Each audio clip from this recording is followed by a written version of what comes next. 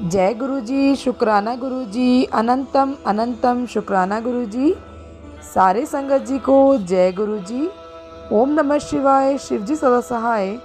ओम नमः शिवाय, गुरुजी सदा सहाय।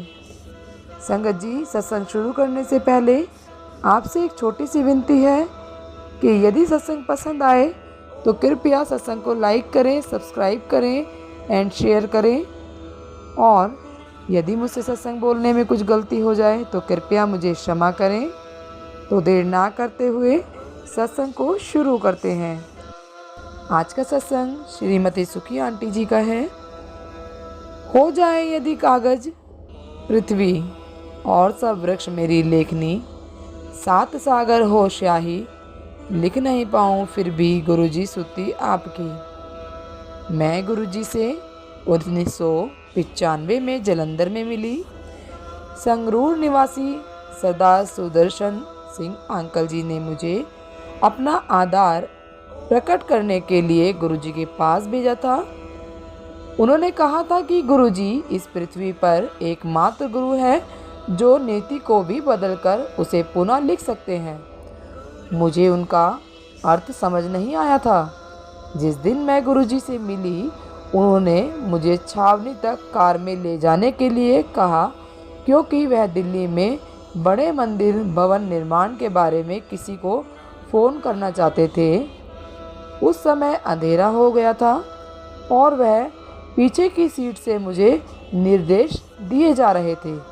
वह मुझे एक लाइन में चलने के लिए कह रहे थे और थोड़ी देर बाद बदलने को। ऐसा कुछ बार होने के बाद मैं सोच रहा था कि वह ऐसा क्यों करवा रहे हैं। मुझे शीघ्र पता लगने वाला था। उसी समय गुरुजी ने कहा कि कोने से एक काली गाड़ी आएगी और मैं उसे हाथ देकर रोक लूं। गुरुजी के कहने की देर थी कि एक काली फिएट गाड़ी दिखाई दी। उनके दो अनुयायी कर्नल जोशी अंकल और उनका बेटा नितिन कार में थे। वह हमें अपने घर ले गए। मार्ग में नितिन ने बताया कि कुछ देर पूर्व ही उन्हें गुरुजी की उपस्थिति का आभास हुआ था, जब उनके घर में गुरुजी की तीव्र सुगंध आई थी। उसी क्षण उन्होंने गुरुजी के जलंधर वाले मंदिर में जाने का मन बनाया था। वास्तव में वह एक अन्य मार्ग लेते थे, किंतु उस दिन इस मार्ग से जा रहे थे। मुझे तुरंत आभास हुआ कि यह प्रसंग गुरुजी ने अपना परिचय देने के लिए किया था। महापुरुष कितने सर्वज्ञाता और सर्वविद्वान हैं। जलंधर में गुरुजी से आज्ञा लेकर हम रात को 2:30 बजे लुधियाना के लिए निकले। कार में मेरे साथ मेरे पिता और मेरी 2 बेटियां थीं। लुधियाना का मार्ग बिल्कुल सीधा है और उसमें कोई मोड़ आदि नहीं है। सड़क पर और कोई गाड़ी नहीं थी और हम 90 किलोमीटर की गति से जा रहे थे। पर इस समय कुछ विशेष हुआ। रास्ते में मैंने फगवाड़ा, जो दोनों शहरों के मध्य का प्रमुख नगर है, पार नहीं किया। घर पहुंचने पर मैं सोच रही थी कि क्या हुआ होगा, किंतु समझने में असफल रही। रहस्य से पर्दा अगले दिन उठा जब मैं जलंधर में गुरुजी से मिली और उन्होंने मुझसे पूछा कि क्या गाड़ी 90 किलोमीटर की रफ्तार से चल रही थी। मैं चुप थी। उनको कैसे पता चला? गुरुजी ने बताया कि किसी ने मेरे ऊपर काला जादू किया हुआ था और उन्होंने उसके दुष्फल अपने ऊपर आंतरित कर लिए थे। गुरुजी ने रक्त की उल्टी भी की थी। उन्होंने अपने टखनों पर काला चिन्ह भी दिखाया, जो कई मास तक बना रहा। उस समय मुझे भाग्य पुनः लिखने का अर्थ समझ आया। गुरुजी ने बताया कि मैं अपने कष्टों के शिखर पर ही थी और यदि वह काला जादू होता तो 45 वर्ष की आयु से अधिक मैं जीवित नहीं रहती। गुरुजी से उस भेंट के पश्चात मेरा मुख जो काला हो गया था, काले जादू का मुख्य चिन्ह अपने स्वाभाविक रंग में आने लगा।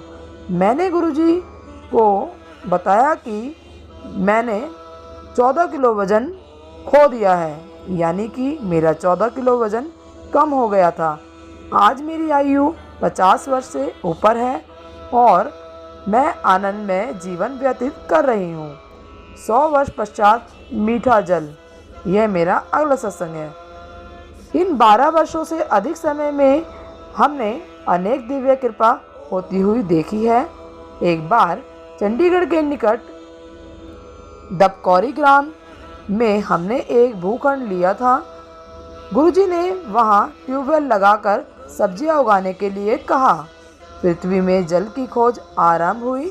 खुदाई 420 फुट की गहराई तक हो गई, किंतु जल नहीं मिला और पता लगा कि उस भूखंड में जल की कमी है।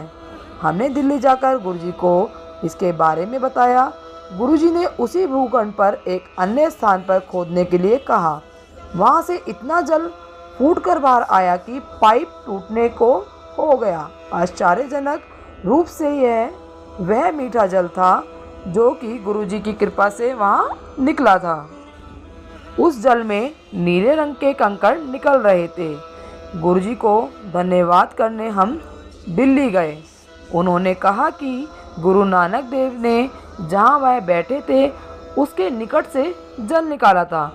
उन्होंने यहाँ 250 किलोमीटर दूर दिल्ली में बैठकर जल निकाला है और यह जल 100 वर्ष के बाद आया है।